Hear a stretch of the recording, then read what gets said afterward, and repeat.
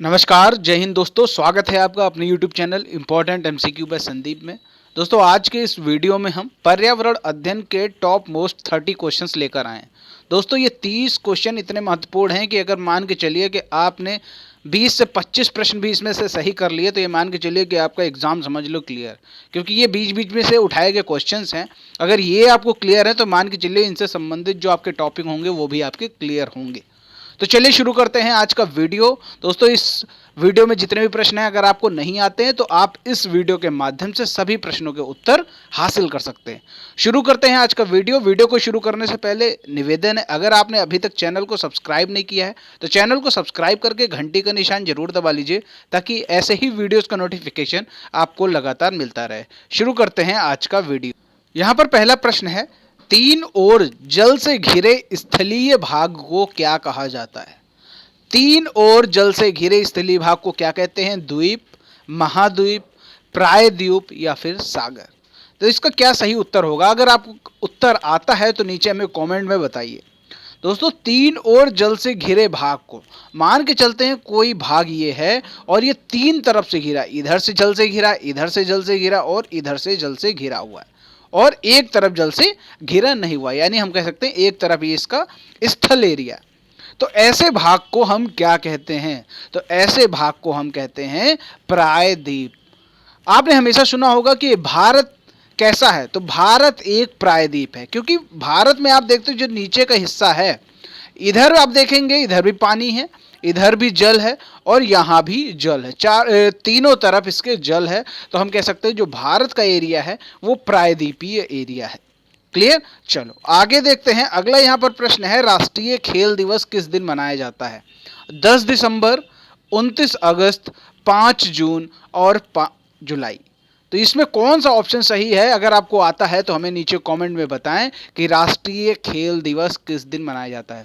राष्ट्रीय खेल दिवस क्या है? ये मेजर ध्यानचंद के जन्म दिवस पर मनाया जाता है। मेजर ध्यानचंद, इनको क्या कहते हैं? इनको हॉकी का जादूगर भी कहा जाता है। याद रहेगा, हॉकी का जादूगर किसे कहा जाता है? मेजर ध्यानचंद को कहा जाता है। और मेजर ध्यानचंद के जन्म दिवस पर ही राष्ट्रीय खेल दिवस मनाया जाता है। तो राष्ट्रीय खेल दिवस कब मनाया जाता है? 29 अगस्त को मनाया जाता है। 10 दिसंबर को क्या मनाया जाता है? क्या आपको मालूम है? 10 दिसंबर को मनाया जाता है विश्व मानवाधिकार दिवस। क्लियर हो गई बात?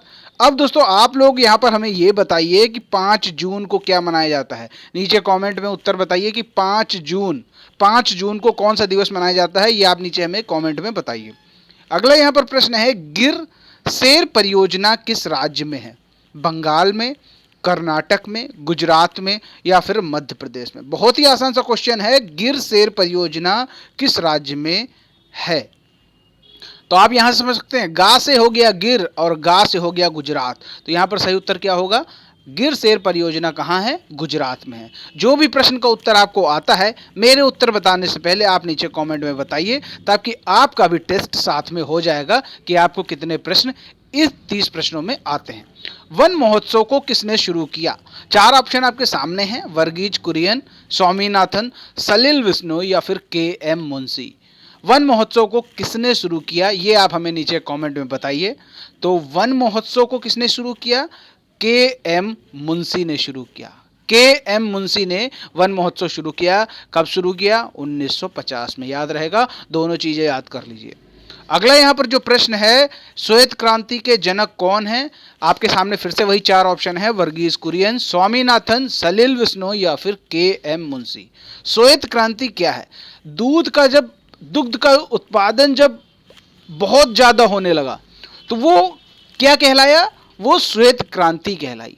ठीक है, ये चीज याद रहेगी। जब दुग्ध का उत्पादन बहुत ज्यादा हुआ तो वो श्वेत क्रांति कहलाया। जैसे आपने मालूम होगा कि जब फसल का उत्पादन बहुत अधिक हुआ था तो वहां पर हुई थी हरित क्रांति। ठीक है, अब जब यहां पर दुग्ध का उत्पादन आशा से अधिक हुआ तो वो कहलाया श्वेत क्रांति। और श्वेत क्रांति के जनक कौन थे? वे थे वर्गीज कुरियन। क्लियर हो गई बात? आगे देखते हैं, सीएनजी के अवयव कौन से हैं, यानी सीएनजी किन से मिलकर, किन गैसों से मिलकर बनी होती है? आपके सामने ऑप्शन है, मेथेन, एथेन, प्रोपेन या फिर उपरोक्त सभी। तो सीएनजी का फुल फॉर्म आपको मालूम होना चाहिए, कंप्रेस्ड नेचुरल गैस। और ये किन से मिलकर बनती है? मेथेन, एथेन, प्रोपेन, यानी इसका जो सही उत्तर होगा उपरोक्त सभी। तो सीएनजी किन से मिलकर बनती है? मेथेन, एथेन, प्रोपेन, इन सभी गैसों से मिलकर बनती है। सीएनजी का इस्तेमाल कहाँ कहाँ होता है आपको अच्छे से मालूम होगा, गाड़ियों में आजकल इस्तेमाल होने लगा है। आगे देखते हैं, एक शिशु के शरीर में कुल कितनी हड्डियां होती हैं? बहुत आसान सा क्वेश्चन है। 206, 270, 300 या फिर 370। इसमें क्या सही है नीचे कमेंट में हमें तुरंत बता दें अगर आपको आता है। तो एक शिशु के शरीर में कुल कितनी हड्डियां होती हैं? 300 के लगभग हड्डियां होती हैं। आगे बढ़ते हैं, प्रश्न संख्या 8 है, सुंदर वन कहाँ पाए जाते हैं? उत्तराखंड, मध्य प्रदेश, शिमला या फिर पश्चिम बंगाल। सुंदर वन कहाँ पाए जाते हैं ये आपको बताना है। तो सुंदर वन कहाँ पाए जाते हैं? सुंदर वन पाए जाते हैं पश्चिम बंगाल में। सुंदर वन से ही संबंधित एक और इम्पॉर्टेंट फैक्ट है, वो है मैंग्रोव की वनस्पति। ठीक है, कभी कभी पूछा जाता है मैंग्रोव वनस्पति कहाँ पाई जाती, तो वो सुंदर वन में पाए जाते हैं। आगे बढ़ते हैं, संविधान बनाने में कितना समय लगा? आपके सामने 4 ऑप्शन है, 2 वर्ष 11 माह 11 दिन, 2 वर्ष 11 माह 18 दिन, 2 वर्ष 11 माह 15 दिन या फिर 2 वर्ष 11 माह 28 दिन। तो इसका क्या सही उत्तर होगा हमें नीचे कमेंट में बताएं, संविधान बनाने में कितना समय लगा। तो संविधान से संबंधित इसका संकलनकर्ता किसे माना जाता है? डॉक्टर BR अंबेडकर को माना जाता है संविधान के संकलनकर्ता को। और ये बना कितने दिन में? ये बना 2 वर्ष 11 माह 18 दिन। रट्टा मार लीजिए, 2, 11, 18, ऐसे रट्टा मार लीजिए, आपको अच्छे से समझ में आ जाएगा। क्लियर हो गई बात? चलो आगे देखते हैं। अगला यहाँ पर प्रश्न है, संसद के कितने अंग हैं? यानी संसद कितने लोगों से मिलकर बना, या कह सकते हैं कितने अंगों से मिलकर बना हुआ, ये आपको बताना है। 3, 4, 5, 6। तो ये आपको पता होना चाहिए, जो संसद है वो किन से मिलकर बना होता है? वो लोकसभा, राज्यसभा और राष्ट्रपति, ये 3 से मिलकर बना होता है संसद। तो यहाँ पर हम कह सकते हैं संसद के कितने अंग हैं? तो संसद के 3 अंग हैं। क्लियर हो गई बात? चलो आगे देखते हैं। अगला यहाँ पर प्रश्न है, राज्यसभा कैसा सदन है? उच्च सदन है, निम्न सदन है, शून्य सदन है, इनमें से कोई नहीं। देखिए ऑप्शन में देखेंगे तो शून्य सदन जैसी चीज ही कोई नहीं होती। ठीक है, शून्य काल तो सुना होगा आपने, लेकिन शून्य सदन कुछ नहीं होता। तो हम कह सकते हैं राज्यसभा कैसा सदन है? या तो उच्च होगा या तो निम्न होगा। क्लियर हो गई बात? तो यहाँ पर आपको मालूम है 2 तरह के सदन होते हैं, एक तो हो गया आपका लोकसभा, एक होता है राज्यसभा। तो जो राज्यसभा होता है वो उच्च सदन होता है। और अगर बात करें निम्न सदन कौन सा है, तो वो है आपका लोकसभा। तो दोनों चीजें आप क्लियर कर लीजिए, राज्यसभा जो होगा वो उच्च सदन होगा, लोकसभा जो होगा वो निम्न सदन होगा। क्लियर हो गई बात? आगे देखते हैं, अगला प्रश्न है, राष्ट्रगान की रचना किसने की? स्वामी विवेकानंद, रविंद्रनाथ ठाकुर, रविंद्रनाथ टैगोर, श्यामलाल पार्षद। यहाँ पर कौन सा ऑप्शन सही है नीचे हमें कमेंट में बताएं कि राष्ट्रगान की रचना किसने की। राष्ट्रगान की गायन अवधि कितनी है? आपको मालूम होना चाहिए 52 सेकंड है राष्ट्रगान की गायन अवधि, यानी राष्ट्रगान को 52 सेकंड में कंप्लीट गा लिया जाता है। अब इसकी रचना किसने की? तो रविंद्रनाथ टैगोर ने। क्लियर हो गई बात? चलो आगे देखते हैं, नीति आयोग का अध्यक्ष कौन है? आपके सामने 4 ऑप्शन है, निर्मला सीतारमण, अमित शाह, नरेंद्र मोदी या फिर राजनाथ सिंह। अब नीति आयोग का अध्यक्ष कौन है? यहाँ पर एक स्पेसिफिक पद होता है जो नीति आयोग का अध्यक्ष होता है। इसी नीति आयोग को पहले हम क्या कहते थे? योजना आयोग। लेकिन जब से मोदी सरकार बनी है 2014 में मोदी सरकार बनी और मोदी सरकार ने योजना आयोग का नाम बदलकर नीति आयोग कर दिया और उसमें कुछ चेंजेस भी कर दिए। ठीक है, तो कभी कभी ये भी प्रश्न आता है कि नीति आयोग का गठन कब हुआ, तो उसका उत्तर आपको होगा 2014। ठीक है, इससे याद रहेगा, इससे कनेक्ट रहेगा कि मोदी सरकार कब बनी थी? 2014 में, और मोदी सरकार ने ही योजना आयोग का नाम बदल के नीति आयोग किया। अब नीति आयोग का अध्यक्ष कौन है ये आपको पता होना चाहिए। नीति आयोग का जो अध्यक्ष होता है वो प्रधानमंत्री होता है। ठीक है, प्रधानमंत्री। तो इस समय प्रधानमंत्री कौन है? श्री नरेंद्र मोदी जी। तो यहाँ पर ऑप्शन आपका सी सही हो जाएगा। आगे बढ़ते हैं, अगला यहाँ पर प्रश्न है, भारत की सबसे प्राचीन पर्वत श्रेणी का नाम बताओ। कराकोरम, सहयाद्री, अरावली या फिर इनमें से कोई नहीं। तो सबसे प्राचीन पर्वत श्रेणी कौन सी है ये आपको बताना है। तो भारत की सबसे प्राचीन पर्वत श्रेणी कौन सी है? अरावली। और अरावली का अधिकांश भाग कहाँ है? वो है राजस्थान में। याद रहेगा, ये भी प्रश्न बन सकता है कि अरावली का अधिकांश भाग कहाँ है? राजस्थान में। अगला प्रश्न है, बंगाल का शोक किस नदी को कहते हैं? बंगाल का शोक किस नदी को कहते हैं? ऑप्शन आपके सामने है, कोसी, नर्मदा, तापी या फिर दामोदर। 4 ऑप्शन आपके सामने हैं, जो भी ऑप्शन सही है नीचे कमेंट में हमें फटाफट बता दीजिए। तो बंगाल का शोक किस नदी को कहते हैं? क्या कोसी को कहते हैं? कोसी को तो बिहार का शोक कहते हैं। किसका शोक कहते हैं? बिहार का शोक। अच्छा, शोक क्यों कहा जाता है ये भी आपको पता होना चाहिए। ये जो नदी होती है ना, ये इनका कोई फिक्स रास्ता नहीं है। ये चारों मतलब अपने रास्ते से भटकती रहती हैं। तो क्या होता है, जब भी ये चलती हैं ना, तो ये अपने रास्ते से इधर उधर भी चलती हैं। तो ये क्या करती हैं? ये ज़्यादा नुकसान करती हैं। ठीक है, तो इसलिए इन्हें शोक कहा जाता है। तो बंगाल का शोक किसे कहा जाता है? दामोदर को कहा जाता है। कोसी किसे कहा जाता है? बिहार का शोक। क्लियर, ये चीज़ याद रहेगी। आगे बढ़ते हैं। अगला प्रश्न है, हीराकुंड बांध किस नदी पर बना है?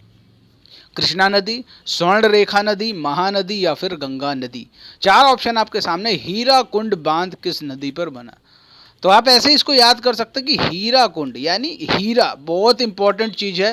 तो ये जरूर कोई महान नदी पर बना होगा। कैसी नदी पर बना होगा? महान नदी पर बना होगा।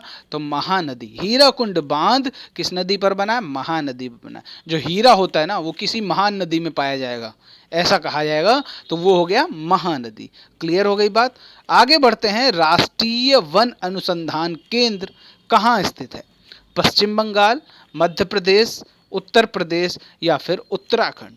तो राष्ट्रीय वन अनुसंधान केंद्र कहाँ स्थित है? ये स्थित है देहरादून में। और देहरादून कहाँ पर है? देहरादून है आपका उत्तराखंड में। क्लियर हो गई बात। तो राष्ट्रीय वन अनुसंधान केंद्र कहाँ है? उत्तराखंड में है। अगर एग्जैक्ट लोकेशन पूछे तो देहरादून में है। आगे बढ़ते हैं। अगला प्रश्न है, जंगली हाथियों के लिए प्रसिद्ध अभ्यारण्य कौन सा है? आपके सामने ऑप्शन है, कान्हा, पेरियार, राजाजी या फिर मानस। जंगली हाथियों के लिए कौन सा प्रसिद्ध है यहाँ पर? वो है आपका पेरियार। और पेरियार कहाँ है ये भी आपको पता होना चाहिए। तो वो है केरल में। ठीक है, पेरियार शब्द आएगा तो आप केरल समझ लीजिएगा। और पेरियार किसके लिए मशहूर है? जंगली हाथियों के लिए। आगे बढ़ते हैं। टाइगर स्टेट के नाम से कौन मशहूर है? कर्नाटक, मध्य प्रदेश, राजस्थान या फिर केरल। एक टाइम था जब टाइगर स्टेट में सबसे ज्यादा टाइगर होते थे। अब टाइगर स्टेट किसे कहा जाता है वो आप हमें नीचे कमेंट में बताइए। टाइगर स्टेट में सबसे ज्यादा टाइगर हुआ करते थे, लेकिन अभी हाल ही में कुछ समय पहले उस टाइगर स्टेट से टाइगर की संख्या कम हो गई और दूसरे स्टेट में टाइगरों की संख्या ज्यादा हो गई। लेकिन अभी पिछले 1 माह में फिर से टाइगर स्टेट में टाइगर की संख्या सबसे ज़्यादा हो चुकी है। क्लियर हो गई बात। मतलब जो टाइगर स्टेट है, इसका नाम क्यों पड़ा टाइगर स्टेट? क्योंकि इस स्टेट में सबसे ज़्यादा टाइगर की संख्या थी एक समय पे। फिर उसके बाद क्या हुआ? उस स्टेट में टाइगर की संख्या कम हो गई और दूसरे किसी स्टेट में टाइगर की संख्या ज़्यादा हो गई। लेकिन पिछले 1 माह में जो टाइगरों की संख्या है वो फिर से टाइगर स्टेट में नंबर 1 पे आ गया है। और टाइगर स्टेट के नाम से मशहूर है मध्य प्रदेश। क्लियर हो गई बात। चलो आगे देखते हैं। ऑपरेशन फ्लड का संबंध किससे है? दुग्ध से है, बाढ़ से है, तूफान से है या फिर तिलहन से है। तो ऑपरेशन फ्लड का संबंध किससे है?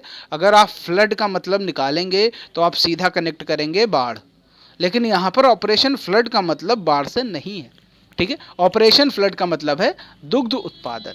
ठीक है, ऑपरेशन फ्लड हुआ कब? ये भी कभी कभी प्रश्न पूछा जा सकता है, 1970। क्लियर हो गई बात। चलो आगे देखते हैं। अगला प्रश्न है, केंद्रीय नियंत्रण प्रदूषण बोर्ड की स्थापना कब की गई? केंद्रीय नियंत्रण प्रदूषण बोर्ड की स्थापना कब की गई? 1964, 1967, 1970 या फिर 1974। तो केंद्रीय नियंत्रण प्रदूषण बोर्ड की स्थापना 1974 में की गई। ये करता क्या है? आखिर इसकी स्थापना क्यों की गई? देश में फैल रहे प्रदूषण को कंट्रोल करने के लिए जो नियमावली है वो इसी के द्वारा बनाई जाती है। ठीक है, चलो आगे देखते हैं। अगला यहाँ पर प्रश्न है, अल्ट्रा वायलेट रेस यानी पराबैंगनी किरणें से हमें कौन बचाता है? वायुमंडलीय गैसों का आवरण, ओजोन लेयर, सूर्य या फिर वायु। अब यहाँ पर जो अल्ट्रावायलेट रेस है ये निकलती कहाँ से? वो तो सूर्य से निकलती है, तो सूर्य थोड़ी ना बचाएगा हमें। जब ये जो पराबैंगनी किरणें हैं ये कहाँ से निकलती? सूर्य से ही निकलती हैं। तो इन पराबैंगनी किरणों से हमें कौन बचाता है? हमारे वायुमंडल के ऊपर एक लेयर है जिसे हम कहते हैं ओजोन लेयर। ओजोन लेयर हमें पराबैंगनी किरणों से बचाती है, तो यहाँ पर जो सही उत्तर होगा ओजोन लेयर। अगला यहाँ पर जो प्रश्न है, भोपाल गैस त्रासदी कब हुई? आपके सामने ऑप्शन है 1984, 1992, 1994, 1996। तो इसका क्या सही उत्तर होगा वो आप हमें नीचे कमेंट में बताइए कि भोपाल गैस त्रासदी कब हुई थी। यहाँ से एक रिलेटेड और क्वेश्चन आता है कि भोपाल गैस त्रासदी में आखिर कौन सी गैस का रिसाव हुआ था? तो ये भी आपको पता होना चाहिए। कहीं कहीं शॉर्ट में आपको MIC यानी मिक मिल जाएगा, या फिर इसको आप पूरा लिखेंगे मिथाइल आइसोसाइनाइड। ठीक है, ये चीज सही है। आपको कहीं मिक मिल जाएगा, माँ में छोटी की मात्रा और का, मिक मिल जाए तो मिक सही है, MIC मिल जाए MIC सही है, मिथाइल आइसोसाइनाइड मिल जाए तो वो सही है। अब यहाँ पर पूछा जा रहा है भोपाल गैस त्रासदी हुई कब की थी? तो वो आपकी हुई थी 1984 में। और कहाँ हुई थी वो तो आपके प्रश्न में ही लिखा हुआ है, भोपाल मध्य प्रदेश में। आगे बढ़ते हैं, अगला प्रश्न है विश्व वानिकी दिवस कब मनाया जाता है? 12 जनवरी, 21 मार्च, 22 मार्च, 22 अप्रैल। तो विश्व वानिकी दिवस कब मनाया जाता है ये आपको पता होना चाहिए। 21 मार्च को मनाया जाता है। और आप यहाँ पर ये बताइए कि 12 जनवरी को कौन सा दिवस मनाया जाता है, ये आप हमें नीचे कमेंट में तुरंत बताइए कि 12 जनवरी को कौन सा दिवस मनाया जाता है। आगे बढ़ते हैं, अगला प्रश्न है भारत में वन सर्वेक्षण विभाग की स्थापना कब की गई? 1962, 1972, 1976, 1981। तो भारत में वन सर्वेक्षण विभाग की स्थापना कब की गई? 1981 में। अगला प्रश्न है इबोला क्या है? तूफान, गर्म जलधारा, विषाणु या फिर जीवाणु। तो ये बताइए इबोला क्या है? 4 ऑप्शन आपके सामने दे रखे हैं। तो इबोला जो है वो एक प्रकार का विषाणु है, या फिर हम कह सकते हैं अंग्रेजी में कहें तो ये एक प्रकार का वायरस है। आगे बढ़ते हैं, अगला प्रश्न है ग्लोबल वार्मिंग के लिए कौन सी गैस जिम्मेदार है? ग्लोबल वार्मिंग के लिए कौन सी गैस जिम्मेदार है? आपके सामने ऑप्शन है carbon monoxide, carbon dioxide, methane, sulphur dioxide. तो यहाँ पर आपको ये बताना ग्लोबल वार्मिंग के लिए कौन सी गैस जिम्मेदार है। यहाँ पर आप देख सकते हैं ये जो कार्बन डाइऑक्साइड और मीथेन ये दोनों गैस जिम्मेदार है। यहाँ पर एक्चुअली में क्वेश्चन ये होना चाहिए था ग्लोबल वार्मिंग के लिए कौन सी गैस सबसे ज़्यादा जिम्मेदार है। ठीक है, सबसे ज़्यादा या हम कह सकते हैं सर्वाधिक। अगर कभी ये प्रश्न आ जाए ग्लोबल वार्मिंग के लिए सबसे ज़्यादा कौन सी गैस जिम्मेदार है, तो वहाँ पर आपका ऑप्शन सही होगा कार्बन डाइऑक्साइड। क्योंकि ग्लोबल वार्मिंग के लिए कौन कौन सी गैस जिम्मेदार होती है ये आपके सामने लिखा हुआ है, कार्बन डाइऑक्साइड, मीथेन और नाइट्रस ऑक्साइड। अगर यहाँ पर पूछ दे सबसे ज़्यादा कौन सी जिम्मेदार है तो वह है कार्बन डाइऑक्साइड ग्लोबल वार्मिंग के लिए। आगे बढ़ते हैं, ओजोन परत का सर्वाधिक ह्रास कहाँ हुआ है? दक्षिणी अमेरिका, एशिया, अंटार्कटिका या फिर ऑस्ट्रेलिया। तो यहाँ पर आपके सामने 4 ऑप्शन है, जो भी सही है हमें नीचे बताइए कमेंट में। तो ओजोन परत का जो सर्वाधिक ह्रास है वो कहाँ हुआ है? वो अंटार्कटिका में हुआ है। क्लियर हो गई बात? अंटार्कटिका जिसे दक्षिणी ध्रुव कहते हैं। आगे बढ़ते हैं, विश्व पृथ्वी दिवस कब मनाया जाता है? 22 मार्च, 22 अप्रैल, 5 जून और 16 सितंबर। विश्व पृथ्वी दिवस कब मनाया जाता है ये आपको बताना है। तो आपके सामने 4 ऑप्शन दे रखे हैं। तो विश्व पृथ्वी दिवस कब मनाया जाता है? 22 अप्रैल को। आगे बढ़ते हैं, अगला जो प्रश्न है सरिस्का राष्ट्रीय उद्यान किस राज्य में है? इस वीडियो का लास्ट क्वेश्चन है और इसके बाद मैं आपसे एक प्रश्न पूछूंगा, उसका उत्तर आप हमें नीचे कमेंट में बताइएगा। सरिस्का राष्ट्रीय उद्यान किस राज्य में है? झारखंड, जम्मू कश्मीर, मध्य प्रदेश या फिर राजस्थान। तो सरिस्का राष्ट्रीय उद्यान राजस्थान में है। अब यहाँ पर आते हैं, आपके लिए जो यहाँ पर प्रश्न रखा गया है, लोकसभा की कार्रवाई के प्रथम घंटे को क्या कहा जाता है? सार्वजनिक काल, विशेषाधिकार काल, शून्य काल या फिर प्रश्न काल। तो लोकसभा की कार्यवाही के प्रथम घंटे को क्या कहा जाता है, ये आप हमें नीचे कमेंट में जरूर बताइए क्या कहा जाता है। इनमें से 4 ऑप्शन आपके सामने दे रखे। उम्मीद करता हूं ये सारे प्रश्न आपको अच्छे से याद हो गए होंगे अगर आपको नहीं आते थे। और दोस्तों, आपके कितने क्वेश्चन इस वीडियो में सही हुए हैं, आपको कितने क्वेश्चन के आंसर आते थे, नीचे हमें कमेंट में अपने नाम के साथ जरूर बताइएगा। उम्मीद करता हूं ये वीडियो पसंद आया है। तो वीडियो को पसंद आया है तो वीडियो को लाइक करें, शेयर करें, चैनल को सब्सक्राइब नहीं किया है तो चैनल को सब्सक्राइब करके घंटी का निशान जरूर दबाएं। मिलते हैं अगले वीडियो में, तब तक के लिए जय हिंद, जय भारत।